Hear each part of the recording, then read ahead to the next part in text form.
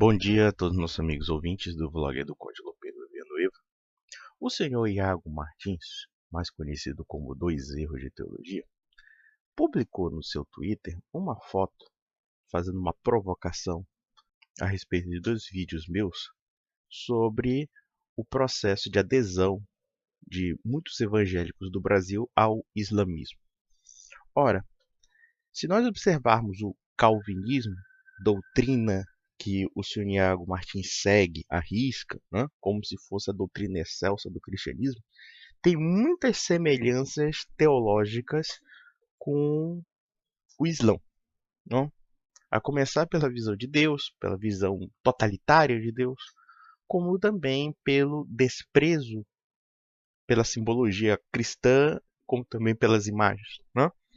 Ou seja, cria-se um abismo profundo entre Deus e o homem. E eu estava comentando nesses dois vídeos que estava havendo um processo de islamização de algumas seitas evangélicas. E isso não foi um comentário meu, foi um comentário de uma pesquisadora afirmando que os islâmicos brasileiros em geral vinham de seitas evangélicas porque viam semelhanças entre alguns pontos do protestantismo, como também do islamismo, a começar pelo culto do livro. Se os protestantes cultuam a Bíblia como a única fonte de fé, os islâmicos cultuam o Corão. Não? E, claro, isso não pode passar batido. E eu acabei comentando sobre o assunto, dizendo que, como o protestantismo da atualidade tem uma tendência sectária e até mesmo judaizante, nada impede também que acabe também tendo uma tendência islamizante, já que o Islã e o judaísmo, em muitos aspectos, têm semelhança. E é isso que o Iago Martins, ou pelo menos alguém do meio dele, e ele acabou divulgando, inclusive no seu Twitter, alguém fez uma zombaria, fazendo uma analogia falsa entre o que eu falei e a visita do Papa nos Emirados Árabes Unidos. Ou seja, o Papa agora está na Península Arábica. Logo, segundo a conclusão desses protestantes, quando o Papa assina um acordo de boa vizinhança com os muçulmanos, é porque, segundo alguns conspirólogos, o Papa quer criar uma religião mundial. Olha, mesmo que o Papa quisesse fazer isso, o que eu acho que não é o caso, eu pergunto, quem hoje em dia é católico para criar a tal religião universal?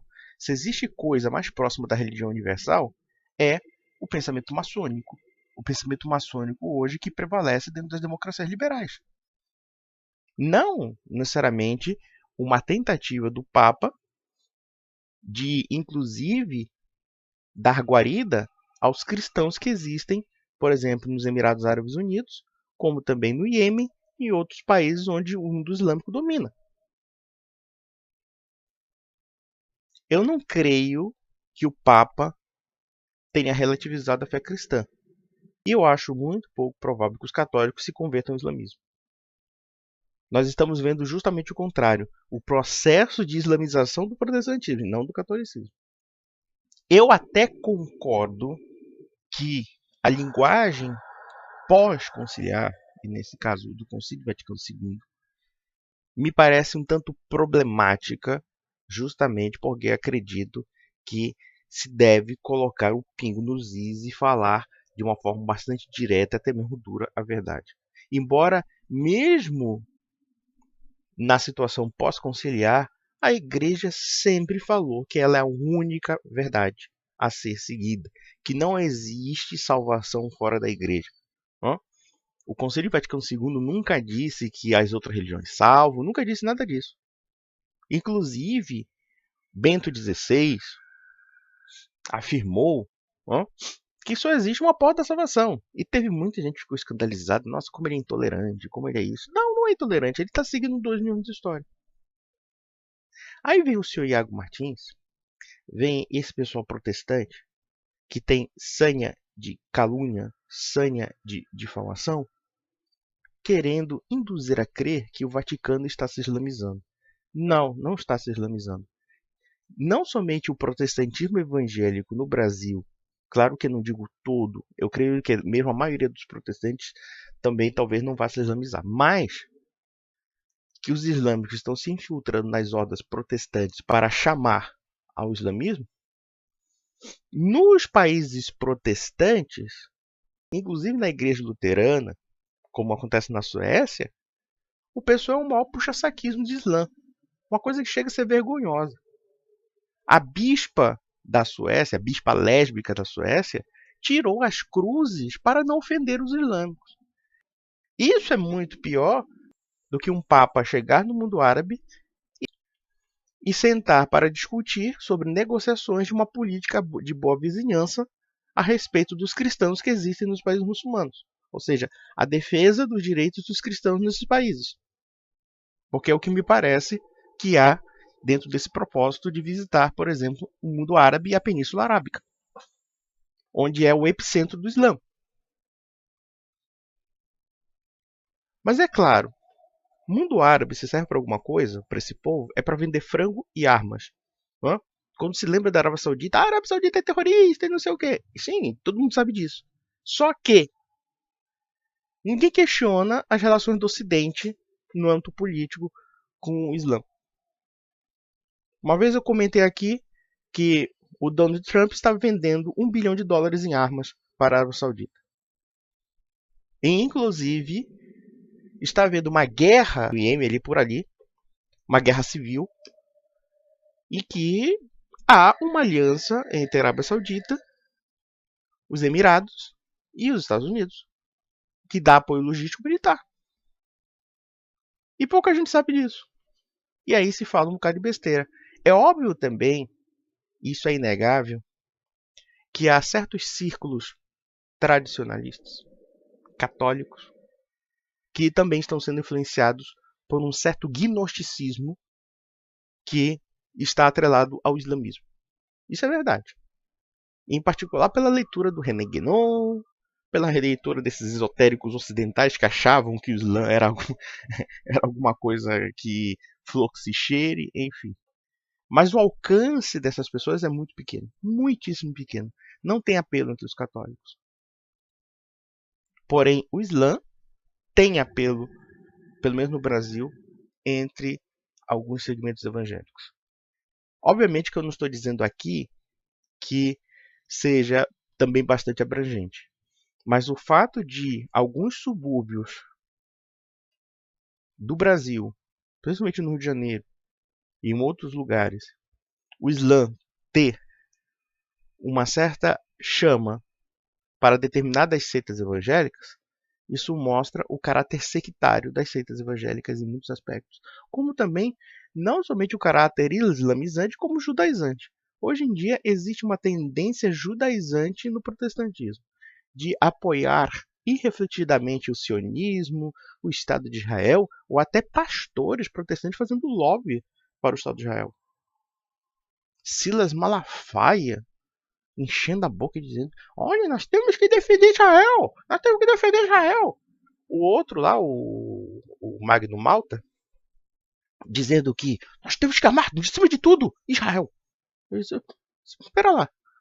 Israel é uma nação, um Estado-nação como qualquer outro. E aí eu pergunto, o que o Brasil ganha com isso? O que isso tem a ver fundamentalmente com o cristianismo? Absolutamente nada.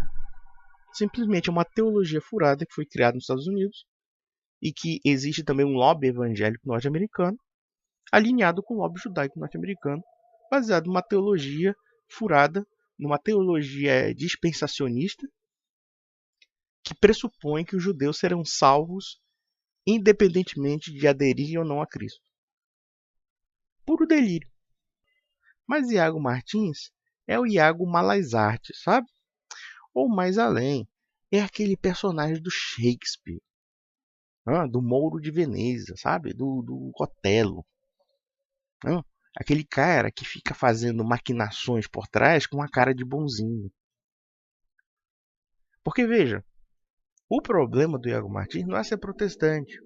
Acho que até o de menos é ser protestante. Porque eu conheço muito protestante e gente boa. Gente boa mesmo, bom coração. Pessoas com quem eu me relaciono numa boa. sem discussão, sem nada. Claro, quando a gente conversa sobre religião, eu defendo meus pontos de vista. Mas eu respeito a generosidade dessas pessoas. Mas o Iago Martins não. O Iago Martins é um sujeito extremamente tendencioso, extremamente malicioso, claro, com aparência, naturalmente, de jovialidade, de educação, e inclusive de suco de uva, que ele diz que é vinho. Né?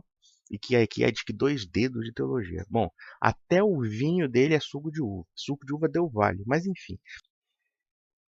Então, meus amigos, é isso. No vídeo passado, eu fui extremamente duro com o Iago Martins, porque quando ele começou a subestimar a Igreja Católica, quando ele diz que a Igreja Católica é uma denominação não cristã, primeiro, a Igreja Católica não é denominação, a igreja é igreja. Denominação é coisa de protestante. Denominação é para quem criou trocentas seitas diferentes que não se entende, justamente porque qualquer briguinha teológica é divisão. Igreja Católica nem pode ser chamada de denominação, não é denominação, é igreja, é eclésia. Eclésia desde a época apostólica.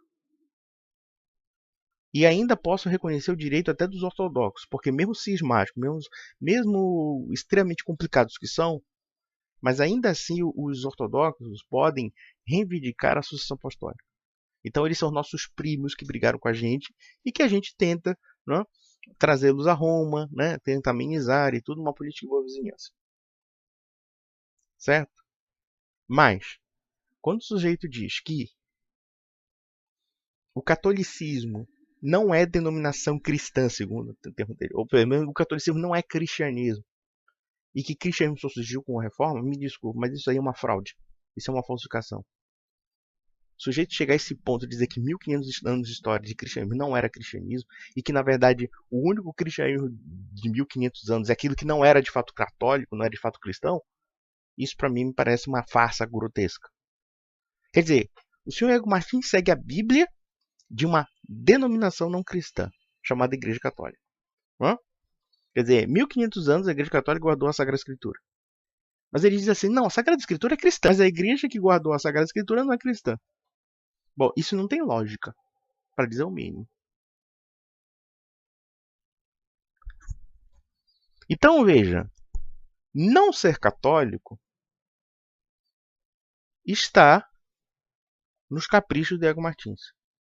Se ele não quiser, paciência.